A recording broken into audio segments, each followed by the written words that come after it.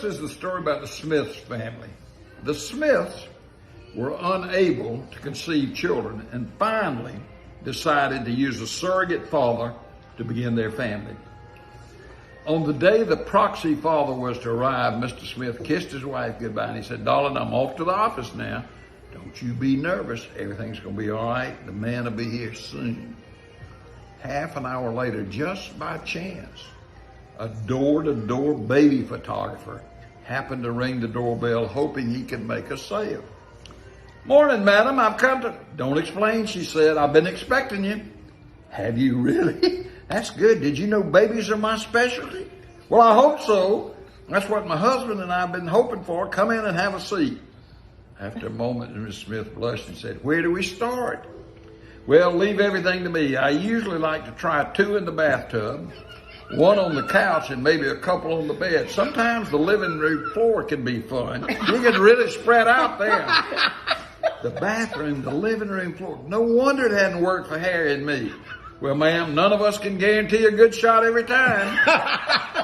But if we try different positions and I shoot from 6 or 7 angles, I'm sure you'll be pleased with the result."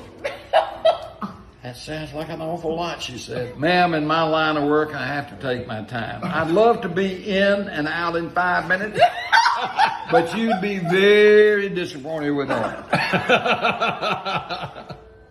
The photographer opened his briefcase and he pulled out a portfolio of baby pictures. "This was done on top of a bus." "Oh my God," she said. "And these twins turned out exceptionally well when you consider their mother was so difficult to work with." "She was difficult?" "Yeah, I'm afraid so. I finally had to take her to the park to get the job done right. People were crowding around us 4 or 5 deep to take a look." "My God, 4 or 5 deep," she said. "It took us 3 hours. The mother kept squealing and yelling. I could hardly concentrate, and when darkness came, I had to rush my shots. Squirrels began nibbling on my equipment so I had to pack it in." "You mean the squirrels actually chewed on your equipment?" "That's the truth, madam." "Well, if you're ready, I'll set up my tripod and we can get to work right away." "Your tripod?" "Yes, ma'am. I use a tripod to rest my cannon on. It is much too big to be held by hand." Miss Smith fainted.